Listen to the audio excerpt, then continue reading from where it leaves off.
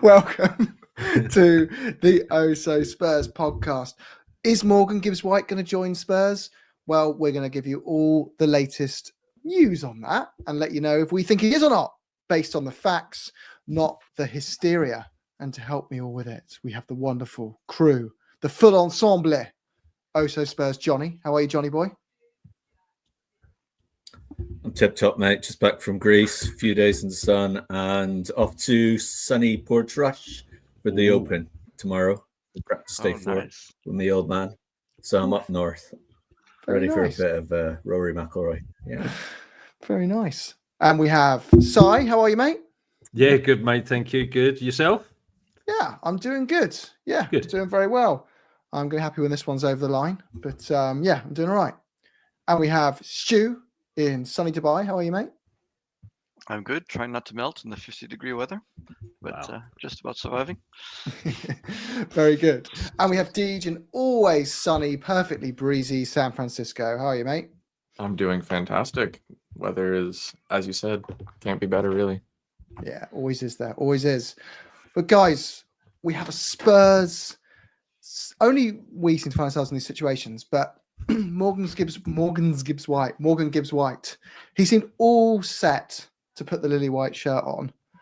And then we had the here we go I remember there was a comment under saying, has Fabrizio Romano ever been wrong about here we go? And someone went back 2 years to find the one time he'd been wrong. And then 30 minutes later, we find ourselves in the maybe camp of that as well. But the long story short is Forest have an owner who will do everything within his power to disrupt us in getting the player. And he claims that landing on £60 million was not because we valued the player at that, but because we tapped up him and his agent, found out about a secret release clause, offered it, and are therefore poaching one of their best talents, which is illegal. And the worst case scenario for Spurs in this, according to reports, would be a multi-window transfer ban. But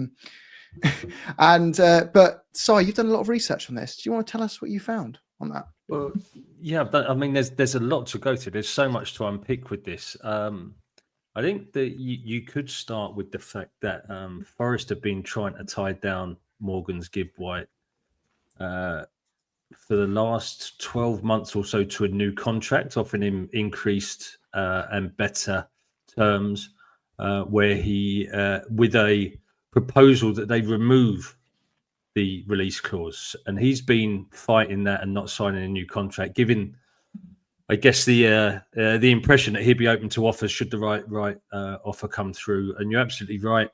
Spurs have, whether coincidentally or by design, offered bang on his reported release clause. That set the alarm bells ringing with Marinakis. It sounds like the fact that they were trying to tie him down and get rid of that release clause means that they all of a sudden realised that he was valued way more than 60 million. And that's probably the crux of where we're at the moment, is that they're trying everything that they can in order to stop this going through and maybe realise some more revenue for the player. And, it could be that Tottenham go back with an above the 60 million increased offer that's somewhat of a compensation for the breach of whether it's a breach of confidentiality or a breach of the tapping up rules. It's difficult to say. It's difficult to understand that Tottenham were in breach of confidentiality rules because we wouldn't have been aware unless someone told us, right? So it's either Forest, the agent, or the player has let it slip. It's not Forest, so it's either the player or the agent. So I'm not sure if it's a confidentiality breach that they're claiming. As to what case they would have against Tottenham, they might have a case against the player themselves. But then again, what's the point in a release clause if you can't tell anybody about it? Yeah, we'd like to. Could we talk to the player? Yeah. Is there a release clause? Not telling you. Maybe. There's two arguments, isn't there? There's what's allowed and what's just frustrating us because it's ridiculous. And I think that that's just a ridiculous rule. But if it's the rule, it's the rule. It's just stupid as it is. It's and Gary, by the way, in the comments says, in my line of work this week has been interesting to me. Gary, let us know if you work in legal, some way, or I don't know what world you work in, but let us know what you mean by that. Hmm. Do you think this is going to get over the line or not, mate? And you know, the tapping up thing about, you know, do clubs, you know, under the table contact agents to understand if a player might be interested in having a conversation with the new club. So club A contacts agent says, yeah, maybe they would be. Then you contact the club B, and then you start negotiations. That, from what I've read, that is just common practice. It's not even, you know, it's not even under the table. It's common practice to do that, to suss out if a player might be interested in the first place. Is that tapping up? Well, technically, maybe. Well, Johnny, we'll throw it over to you, mate. Gerard also says, welcome back from Portrush, I believe it was. I just lost the comment on my screen. And great to see the full ensemble back. It sure is. It's been a long time since we've all been back on together. But what do you make of it all, Johnny? Do you think it's going to be one that just, you know, drags on a bit and we'll get it over the line? A Forest being ridiculous? Or do we just need to accept we're not in the power seat for this one? I have no idea in terms of the legal side of things, although, like, listening to what Si said and anything else I've heard on the matter suggests that Forest seem to be a bit, you know, that ultimately it's going to be difficult for them to hold their line and prevent them from actually joining Tottenham. I suppose my inner Spur just makes me really nervous. And when I was driving up north today, I was listening to your pod when you're talking to the two Americans, Deej and the other fella. I've forgotten his name, sorry. And it was like you were just so excited about getting two lads in 24 hours. And I have the benefit of like 2 days perspective. And I'm thinking, oh, yeah, it's too good to be true for Spurs. And I guess you sort of think about the likes of, what's your man with Willian? With his medical and everything. I'm just like, you know, these things are not supposed to happen. We're not supposed to get. That's just my fear. There's absolutely nothing other than just the dread and the sort of paranoia of previous experience that makes me worry. You know, could someone else, could another club come in and gazump us? I mean, there's because whatever about the legal position Forest are in, I suppose, I mean, equally, we do not have any sort of divine right. Maybe there's a gentleman's agreement. We know about Daniel Levy and those with a certain Mr. Kane in the past. So in terms of just like if Morgan Gibbs-White or Morgan's Gibb-White, as Si so eloquently described him, if Morgan's Gibb-White, if he decides that he's actually got an offer for twice as much money from a blue team from Chelsea, a blue team from London, and then, you know, could he be off? That's my worry, but we'll just have to give it time. And the only other thing, I suppose, is, you know, you want to have your players in ASAP, and it's actually been really refreshing to see not only have Spurs like done business with serious Premier League proven players, but we've been doing it like in the first half of July. So again, it's like every day, you know, makes a difference. And we've got the first preseason game coming up on Saturday. So I'll leave any legal intricacies and knowledge to people who actually know what they're talking about there. It's just like I'm a little bit nervous about what's actually going to happen, but hopefully he'll be a Tottenham player, because he is quality for sure. Deej, are you in the camp? Like, is this copium? Am I drinking too much copium? But I'm kind of thinking in my head, and I know you like the extra inch. I think it was Nathan saying about this. Like, if you went overseas to other leagues, you could get just as good a player without the Premier League tax, without the homegrown tax. It's not like Gibbs-White's a great option, but he's not the only option. And have we gotten maybe too attached to this being the be-all and end-all number 10? Do you think there's others out there? Or is this one it's worth letting this go on for as long as it needs to get it done, in your view? Well, I think that this is kind of part of the reason why I'm glad we're doing stuff early in the window, because we seem to find ourselves in some sort of legal dispute over a transfer every year or so. I mean, we did it with Manor Solomon the other year, and I don't think anything ever came from that. So I'm kind of hoping it'll follow similar. I think I trust Daniel and his team of lawyers to go up against the best of them, especially a team like Forest. So, and it seems like there's been like I guess they're taking us to court, but I don't even I don't know how we would be the party that would be implicated in this unless like we had like someone on the inside at Forest who's writing the contracts, which I highly doubt. But other than that, it's like at worst it's the agent, and then the agent was like, hey, it might be a good idea to you should probably value him at around 60 million for no reason and pay them in this specific payment structure. But I don't know. I'm not an expert on contract law or anything, but I don't know.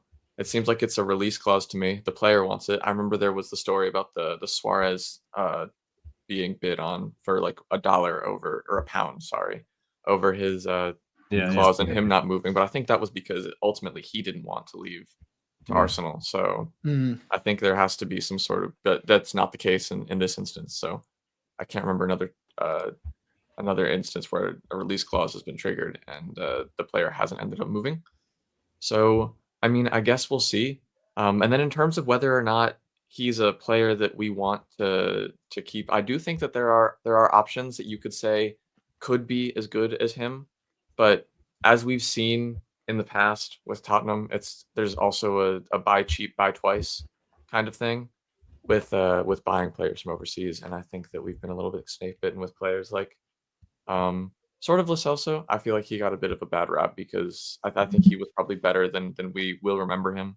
And then definitely in Ndombele, that transfer window, I think, kind of messed us up for years to come, and we will be, once bitten, twice shy with buying players like that from overseas. So I think it is still smart business to buy a player like Gibbs-White from within the Premier League. And since we seem to think we can afford it because we absolutely never spend with outside of our means, it's definitely something that I'm happy to do, especially with the release clause being, I think, a bit lower than what Forest would have liked to get for him otherwise. And Gary in the comments is giving us some more information because he said he's actually working in this field, not the sports field of this, I don't think, but in the legal field. And he's actually had to send a letter recently to another organization for using confidential information and telling, that other company to stop. So Gary, do you let us know in the comments, is this something Spurs will likely be going, okay, is it difficult to prove, I guess is the question, or is it something Spurs will likely say, you know what, you're never going to prove it, your word against ours, what are you going to do? Or is it something, that you don't really want to get on a big investigation on and Forest can go as deep as they want? Interested to know. But Stu, do you think the risk versus reward in this one, if the extreme end, very unlikely, but there's still, let's just call it a 1% chance to give it a round number, is a multi-window ban. So that's a 3-window ban. So a summer, a January and a summer. Would you still persist to Spurs based on what we know so far? I think it depends what our legal team is saying. But if there's any risk that we could get a 3-window ban, I think, knowing how Daniel's worked in the past, being the most risk-adverse chairman, I think, in the league, he'd probably walk away from it. I can't imagine him wanting to risk the rebuild that we're on for one player, which, as we've mentioned, we probably could find alternatives. That said, I do think 60 million for him is a very good price and shouldn't be sniffed at. I think that's the reason we are very interested. I think also why many of the fan base are hoping this does get over the line. But I can't imagine the way we've worked that we would get in trouble, and even if we did, we would get a 3-window ban. If you look at Precedent, there's no way we would get done, and even if we did on appeal, I'm sure we would win the appeal. So I can't imagine for a second that we would get any type of 3-window ban. And if, worst case scenario, we do get busted for something, we would end up getting a fine like Chelsea did when they tapped up Ashley Cole. And in that case, they were pictured with Mourinho in a restaurant, front page news, as signing the to contract, basically. Yeah, exactly. Whereas here, it's, it's just a fluke. Everyone knows we always underbid market value. Prove it.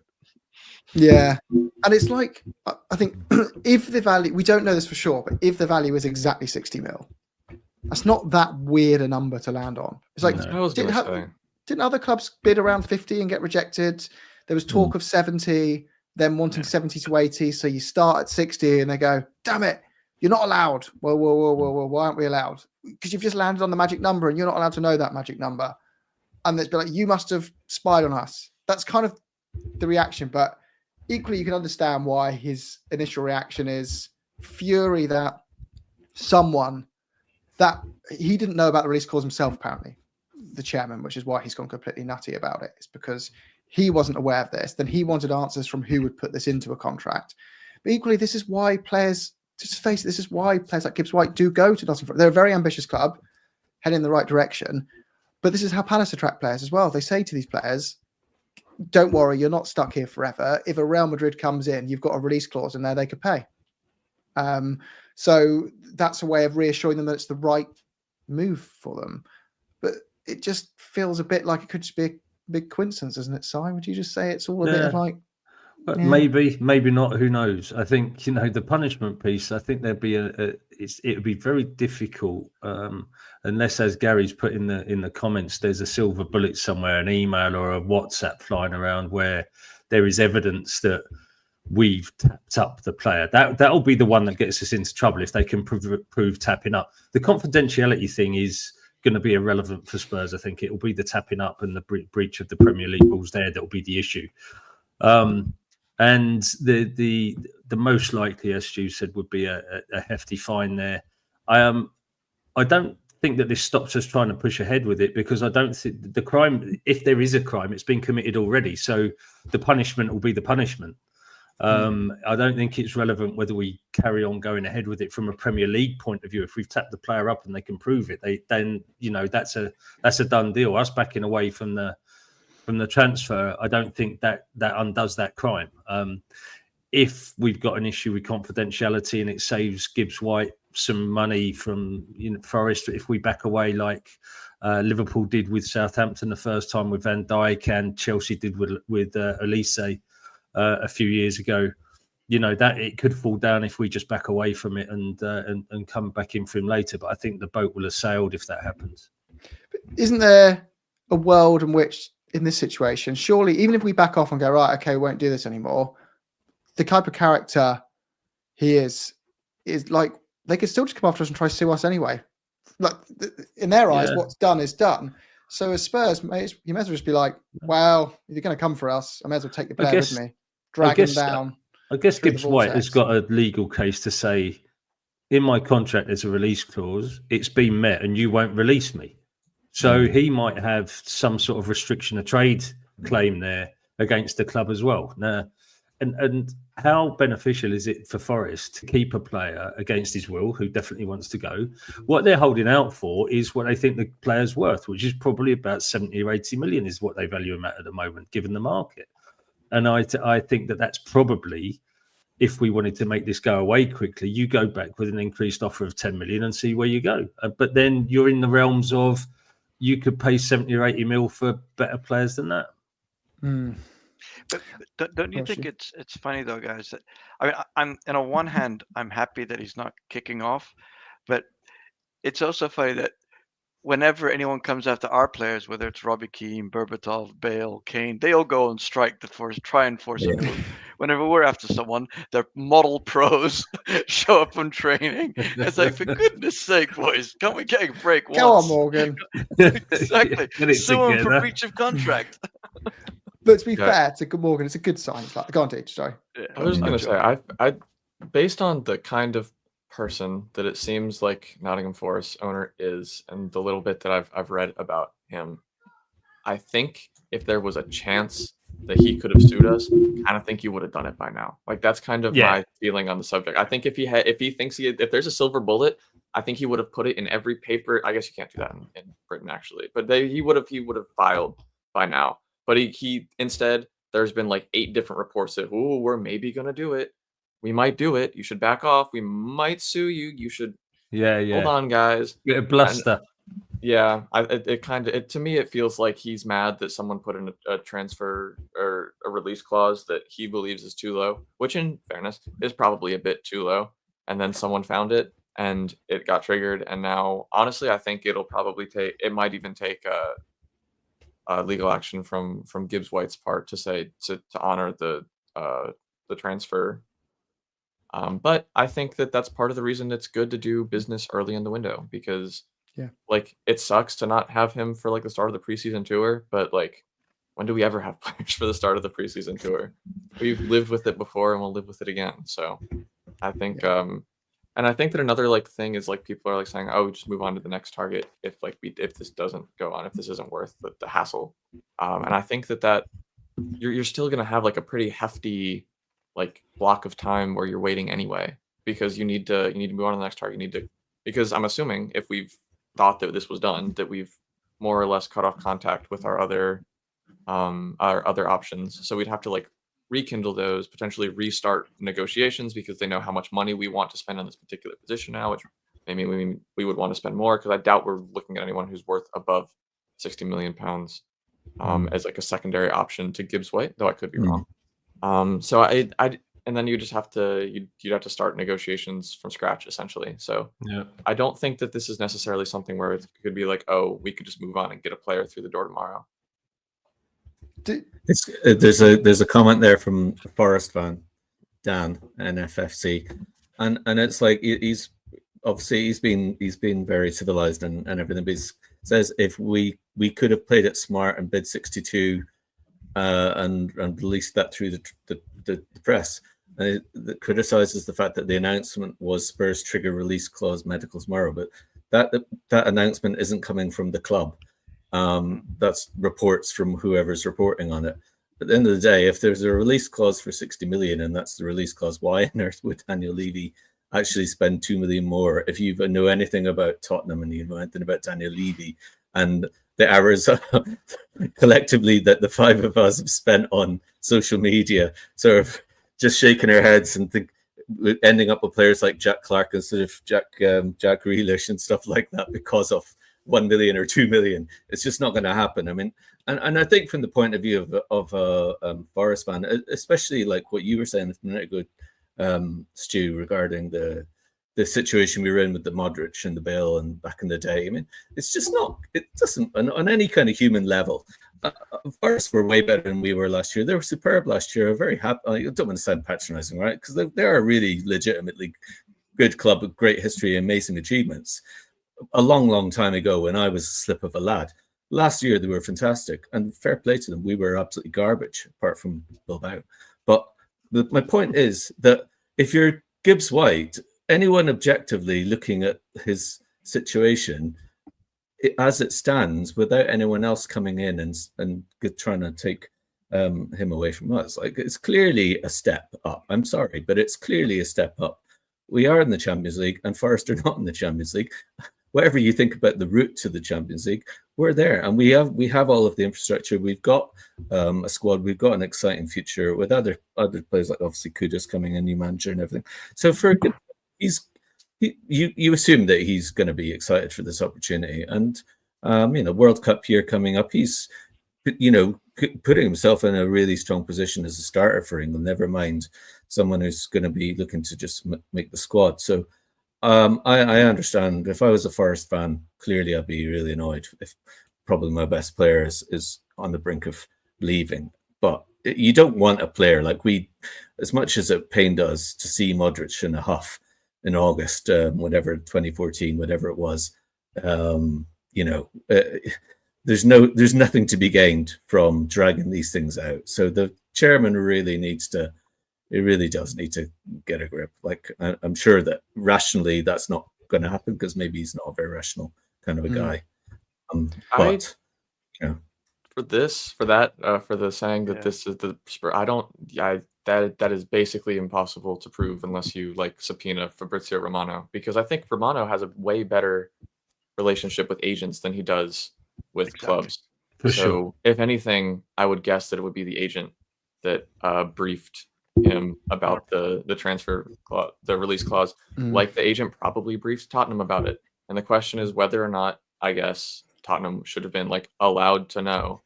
And then because like even if Tottenham did bid before, like if they did bid 60, then the Forest would have had to like accept it.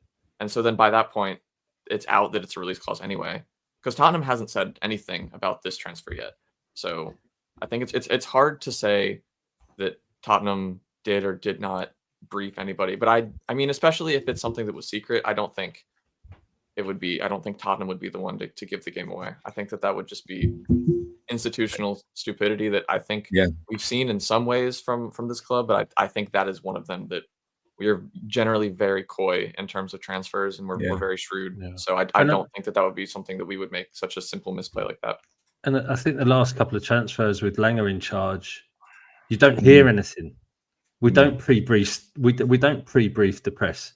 We don't go out there until a signature's done or it's over the line. It's not we haven't got Paratici in charge anymore. And Langer doesn't operate that way. And so I'd be really surprised if it was Tottenham that had leaked that. And there's no benefit to us leaking that either. There's no, what does it give us? I mean, if it's the deal's going to get done, the deal's going to get done.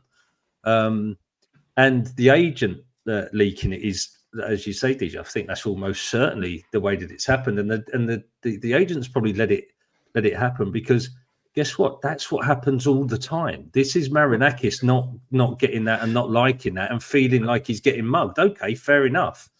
But this stuff happens all the time. Clubs approaching agents about players, especially as I think Gary Beck said there, the size of this agency, they're not going to be doing it. They're not going to be winging it and fly-by-night agents. They're a massive, massive agency. So, it's going to be really strange if they're caught out. This is more like Marinakis not understanding the way things work or not liking the way things work.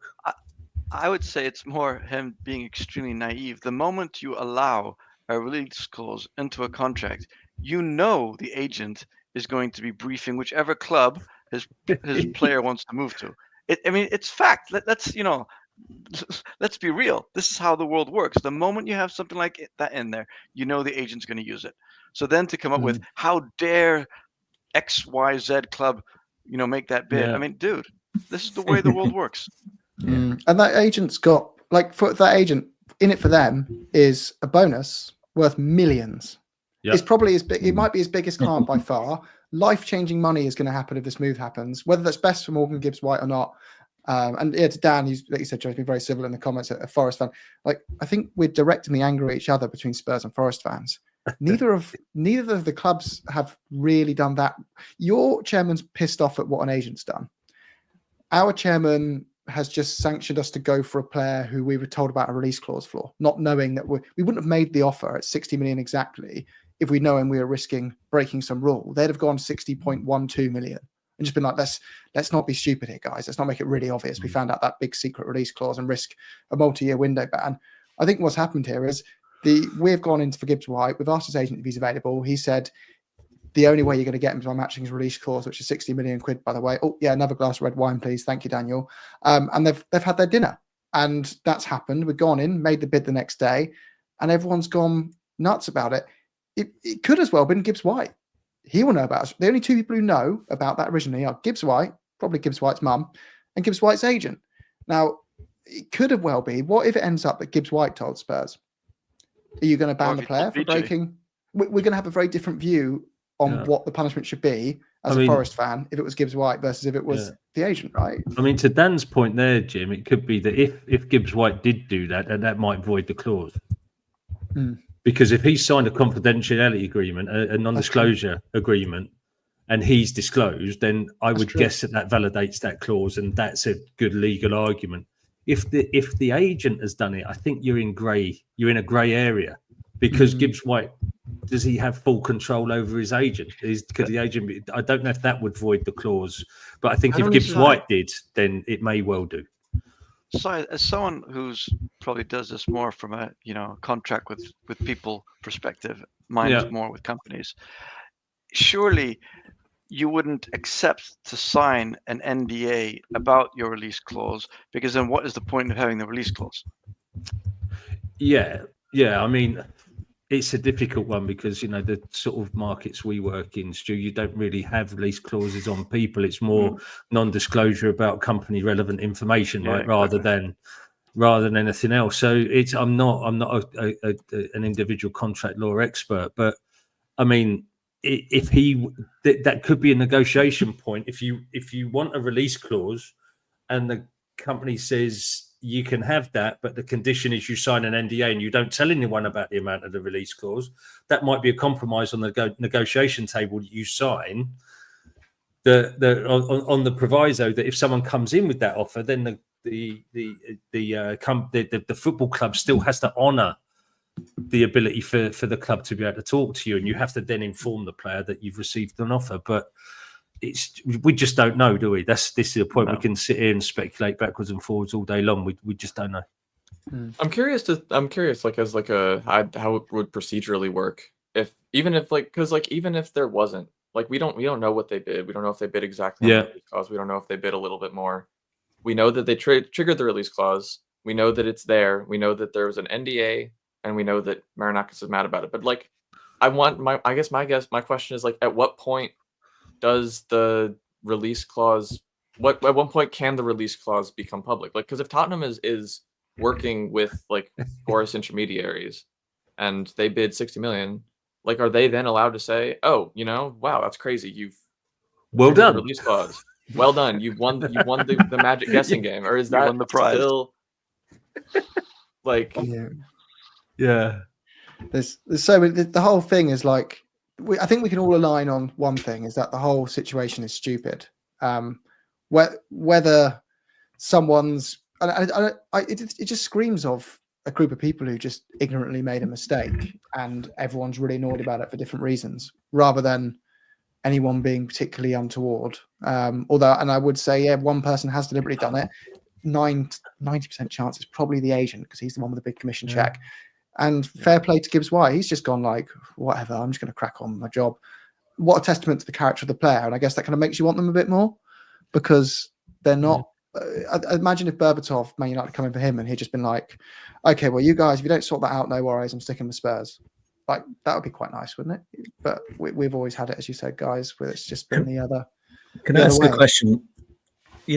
Whenever Gibbs-White contract was being agreed, that he's currently on at Forest, and this amount has been penciled into the contract, this release clause, like, surely, like, he's obviously therefore aware of that, right?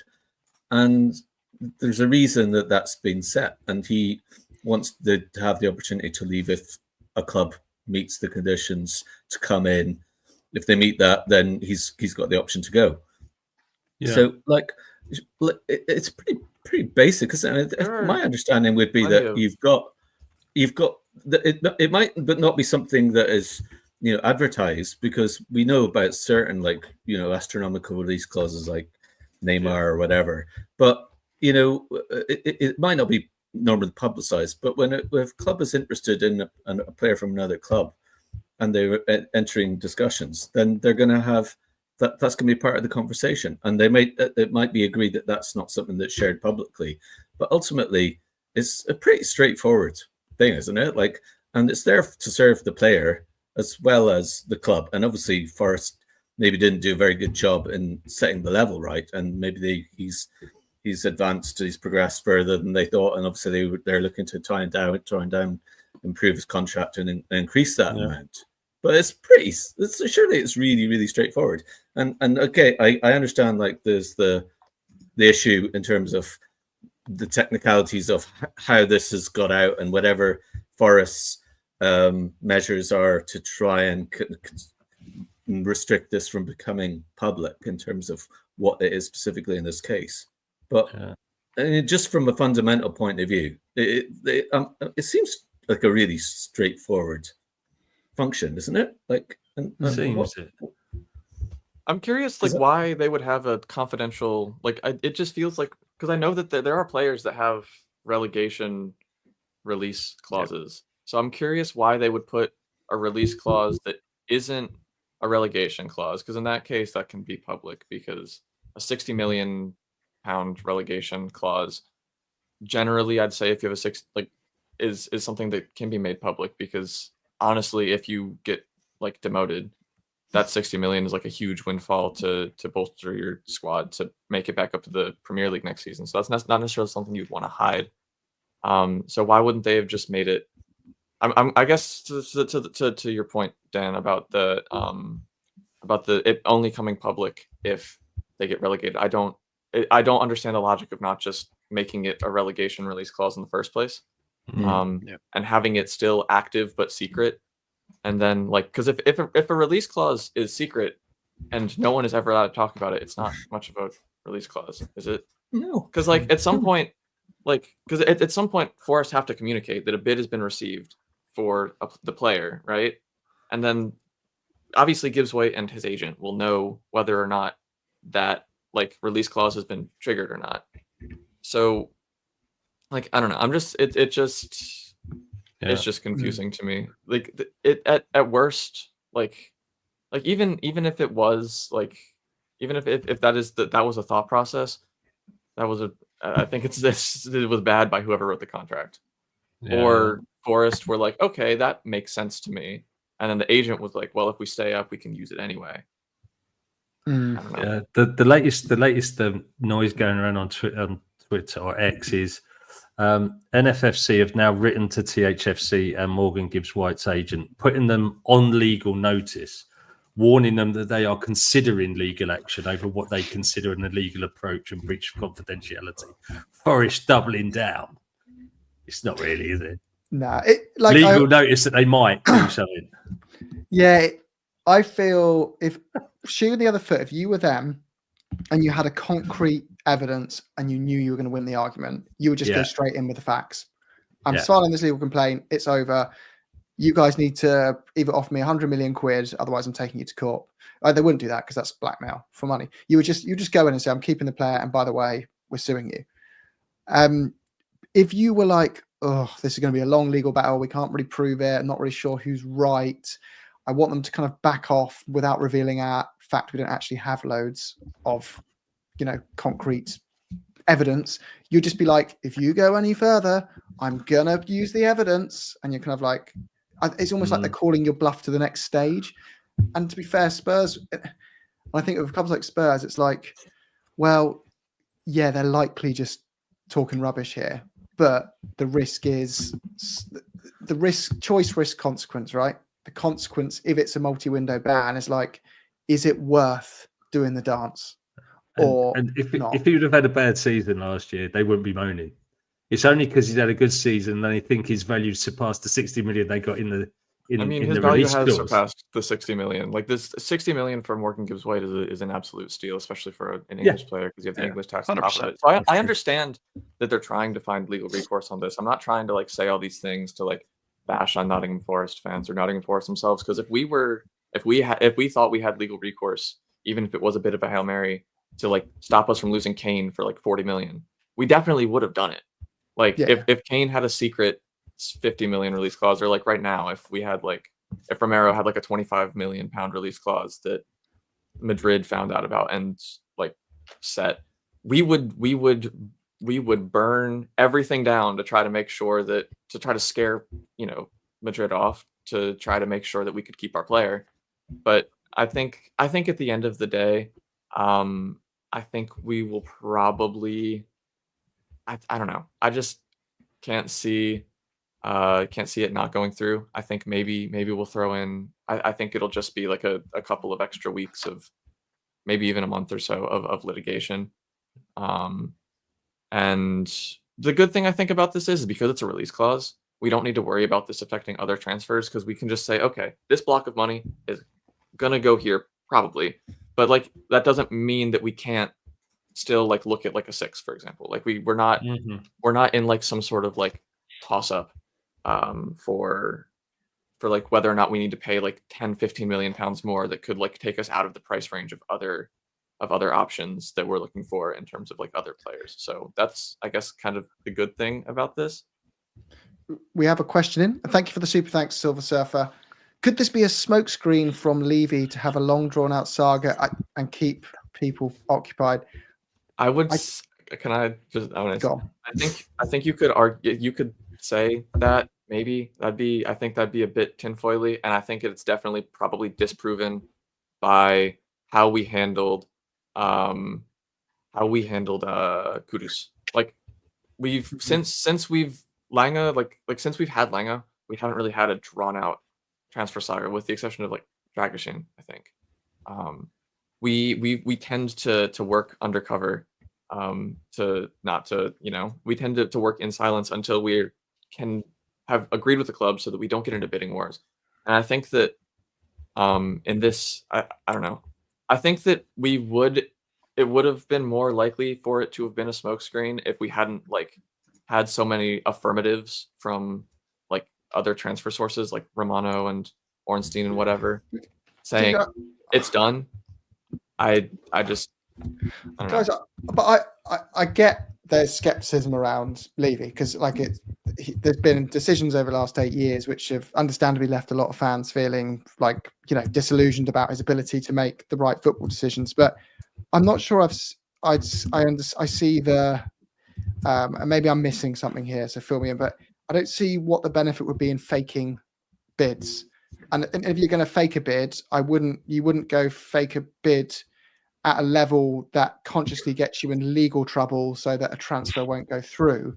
You would surely just be like, I know they want 80, so I'm just going to bid 70, and then be like, oh no, I tried. If that was your ulterior motive, you wouldn't be like, anyone know of any clubs where they've got a release clause I'm not allowed to know about, and then going for it. And then, by the way, the punishment is a multi-window ban. Maybe you see that as a bonus that he doesn't need to spend money for 3 years. I just don't buy that though. We've gone straight in for Kudos, and there's talk of investment coming. We're back in the Champions League. Levy and the club. I don't know. Stop saying Levy. The club is in such a stronger financial position by staying in the Champions League now, and the only way they're going to stay in the Champions League is by having a squad that's strong enough to stay in there. And that is for commercial reasons. It's the leverage of the stadium with the extra games of European football. We could go on, but I don't know. Anyone else have a view on that point? I mean, the last time we didn't sign a player, we ruined ourselves. I think we learned a lesson from that. That's all. Yeah. Sorry, Stu. I think we need to stop jumping to anytime something goes wrong, pointing the finger at Daniel Levy. It does my head in. Anything positive, it's someone else. Anything potentially could be negative, point the finger. He's trying the usual, trying to save money. He wants a 3-window ban, doesn't want to spend money. He's got no ambition. Guys, come on. We've shown over the last 6 years we're spending money. We've reorganized the board. He's bringing in people with expertise. We announced today that we're going to use an agency to work on commercial business to increase our sponsorship money. We're doing everything the right way. Please, let's everybody back the club and stop pointing the finger. Can I just ask one more question as well? Unlike being the everyman who doesn't know much, right? So if you, which is what I am. No, you're our Jordan Henderson, Johnny. All-rounder, leader. All right. Organised of the troops. The manager's reliant right hand. Okay, well, I'd just like to, on behalf of other uninitiated dudes out there, I'm thinking back to instances because I'd never heard anything about the transfer ban potential, which Sly was referring to at the beginning of the conversation. And I was thinking, okay, so what's the precedent for this? And, Chelsea had a ban, but that was something to do with their youth, signing thing back in the day. And they were given a couple of window bans, and then they got that reduced. And I can't think of anybody else who has had a ban for this. Like Liverpool apparently did something in 2017, also with Stoke and a youngster. That's not tapping up, though, is it? I think, Johnny, that within the rules, it is allowed for them to punish to that level, but there's no. I couldn't find any precedent of a transfer ban for this, but in the rules, it states it is a possibility.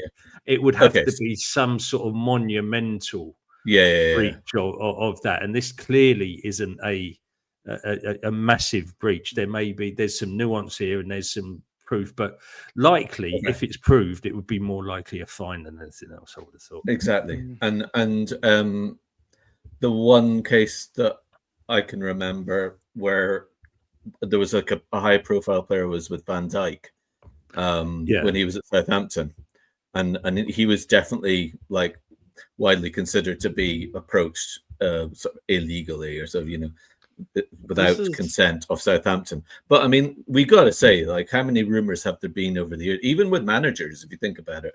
Like, I think somebody was saying, when I was listening to the radio earlier, that Martin O'Neill was talking about being sacked by Forest, I think it was actually, and 20 minutes later, his replacement was announced.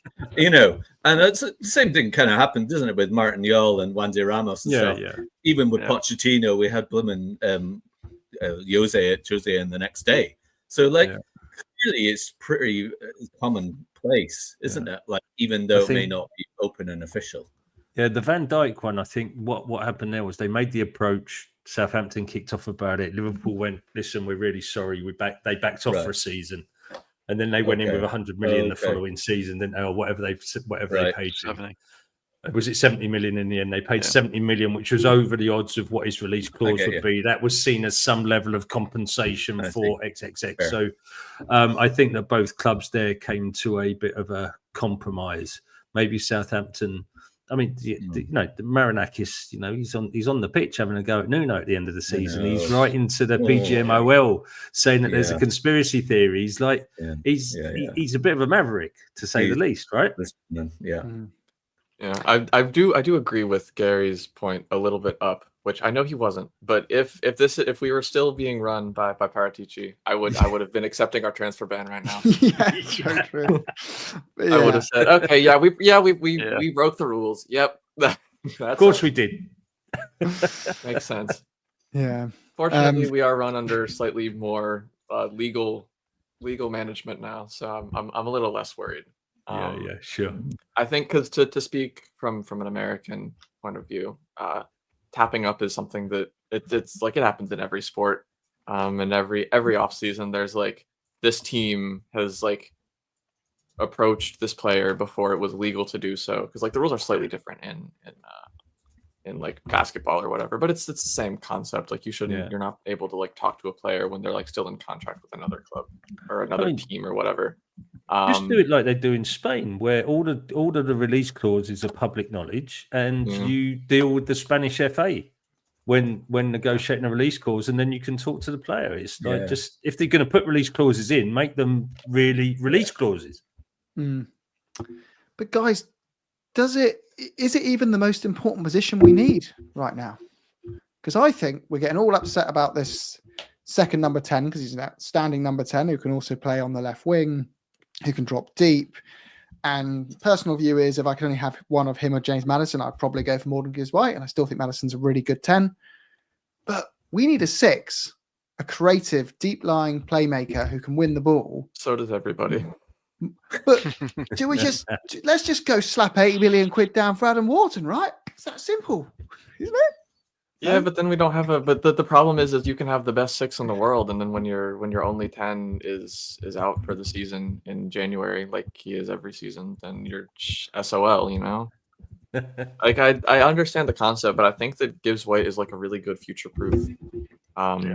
Especially because his dynamism, he can play as an 8 as well. Like when we talked about that on the pod earlier, we suggested he could play a bit of a deeper role and play with Maddison. So he's a player that I think fits very well with the way that he's just good on the ball.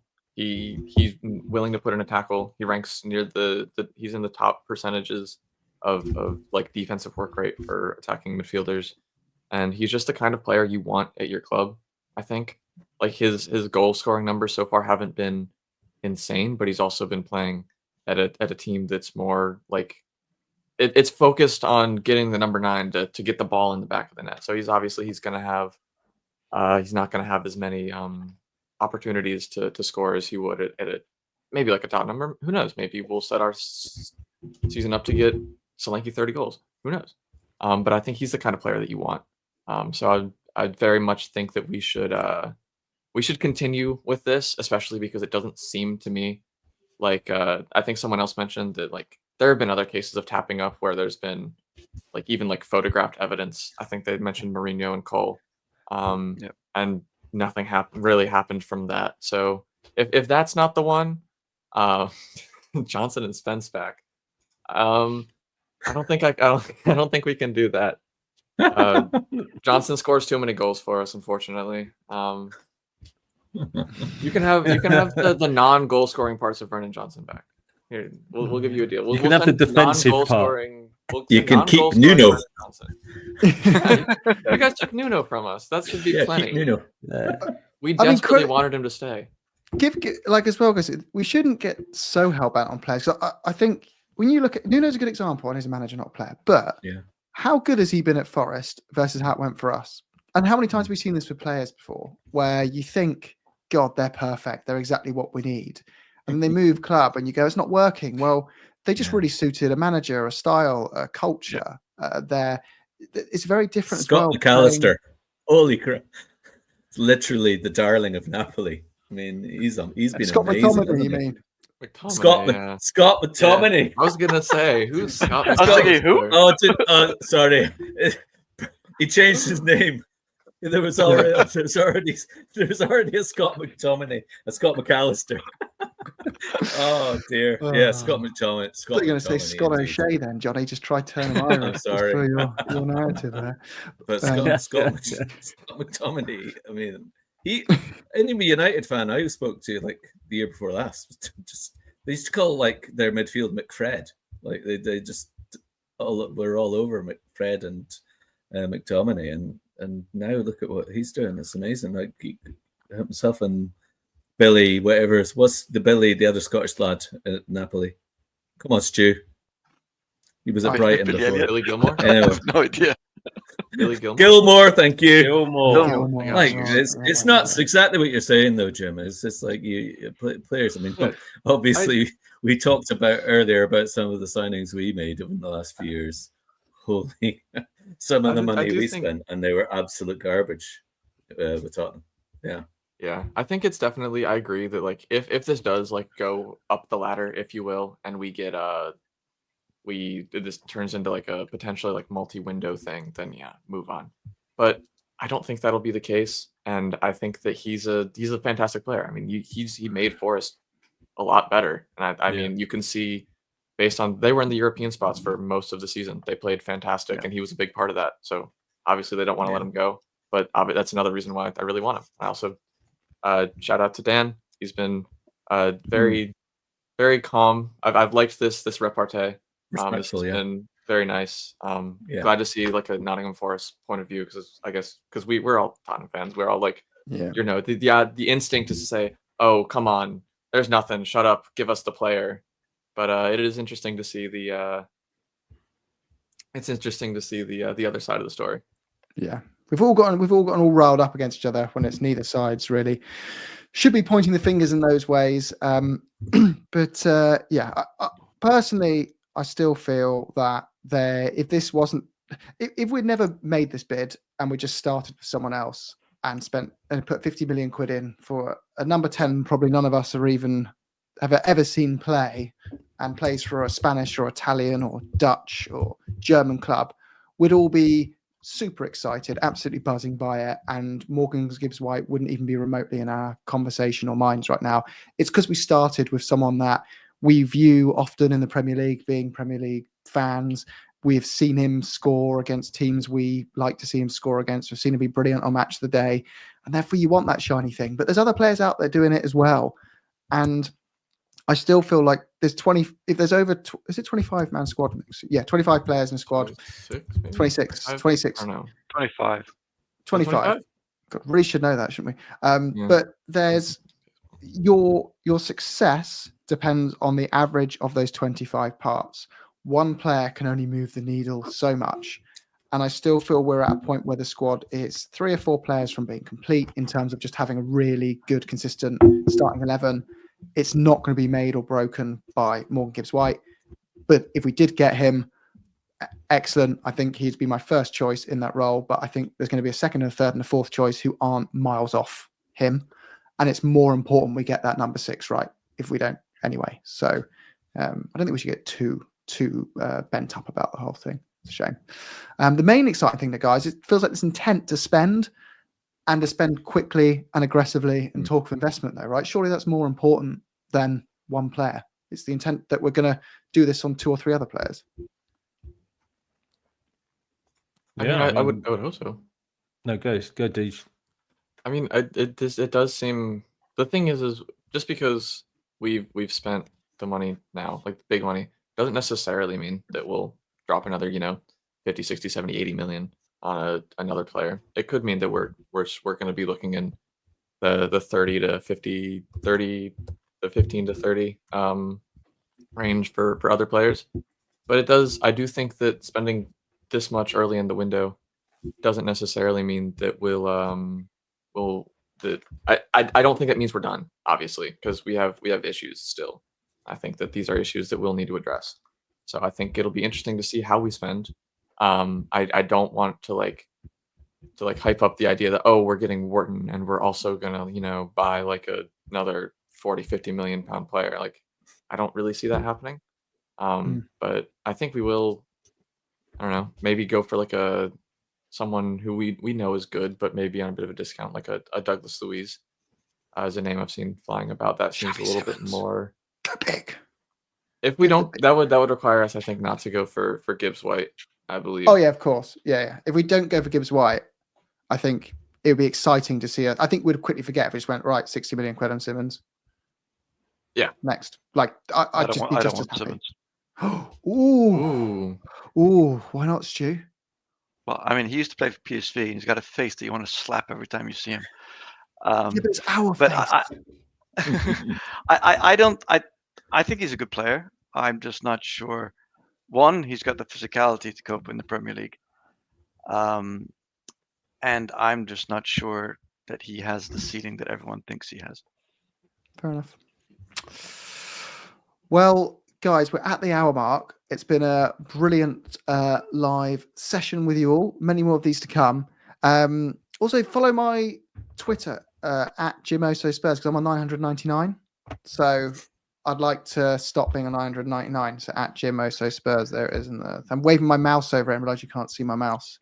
But it's been awesome having the mainstay, the originals, back together and live. More of these to what's Sai pointing at? If you're new to the show, it's a thing Sai has. Oh, trying to point at your that thing. Yeah, I can't upload this one to audio now because it's going to come across really weird what we're doing. Yeah, so you go follow that. But yeah, up the Spurs, and we've got some more episodes. Can I just interject? I'm sorry, I know I'm being a bit rogue here, but there's a really good comment there. Stu said that your man Douglas Luiz is a face you want to slap, and then Alex comes in with, he is the face of a 16-year-old. Yeah. You just like to go around. As long as it's all based in logic and fact with you, Stu, that's all that matters, mate. Fact-based analysis. Right. Actually, and Sai, is there any potential for you to reveal your curtains under that hat? Because everybody, D just got them, Stu's got them, Sai has gone full curtains. Well, it might have gone a bit flat now. They were beautiful. Oh, tease them out for us. Oh, there you go. There you go. Look at these curtains you're going on today. It's like the Beatles almost, but there's just almost the Frank engine. I'll have to be the manager of it. Yeah. I got the Daniel Levy option. The Frankinator. Oh, he got the Levy. Yeah. Oh, Tom's made me a 1,000 club member. Legend Tom. Awesome. And also, guys, I haven't told you guys yet. Some exciting news. Who's coming on the pod tomorrow? I haven't told you yet because they responded to me today and said tomorrow 12. So a bit last minute. Rob Daly is coming back on. Hey, Rob's back on. Hey, nice. Good, Rob. So he also does the intro to our. If you scroll from Sport or Spotify, Apple Podcasts, and that, you'll see the intro as Rob, who kind of did the voice for that. That was really cool. Yeah. That was class. And he's coming on. I did ask him straight away, like, is there a Range Rover in the car park with MGW on it? And if there is, take a picture and send it as soon as you see it. But he said he will not and doesn't have any ITK anyway. But he's going to talk about a bit about like the feeling inside the club at the moment under Frank and all those kind of things. So that he's a cracking guest. And he commentated the Europa League final as well, didn't he? He got the got the gig for that. Yeah. But I'll definitely have to ask him about that as well. And we've got a finance episode, so we're going to figure out how many Beyoncés buy you a Solanke. It's going to be a fun episode. That's going to be a fun one. That And sounds so New sketchy. cryptos. On that note, You don't want to know the answer to that? I'm on the I edge of can my live seat. in ignorance on that one, Jim, if I'm honest. Oh, it's I gonna be- have to know now. Yeah, well, you have to subscribe for that. Teased. And your Carlos sponsorship is rumours. having a right old pop, isn't he? Calm down, What's Carlos. Carlos son. doing? He's having a go at you. He's having a go at the group. We're just What's having a he laugh, mate.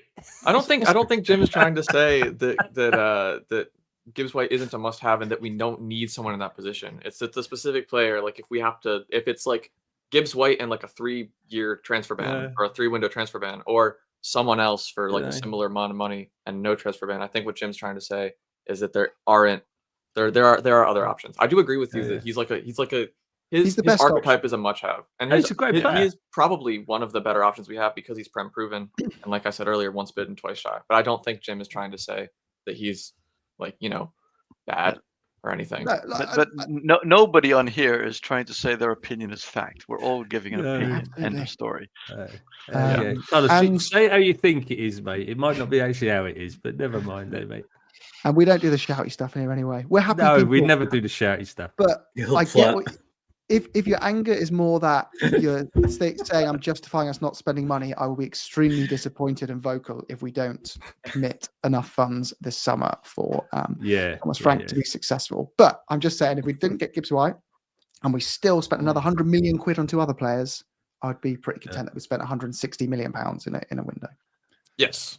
But anyway, much love, Carlos. We love you, brother. Much love, Carlos. Hopefully, we do get Gibbs-White over the line because he does seem to be a player that Frank wants, and we always want back. Inshallah. Sure. Yeah. Up the Spurs, and big up you, Milton, too. See you in the comments there. And welcome, Alan. You Spurs. Stu, N17 Stu. Who's Nearly missed Spurs? him. Legend. Hey, N17 Stu. Up the Spurs. Come on, you Spurs. Go on, Go on, you you Spurs. Boys.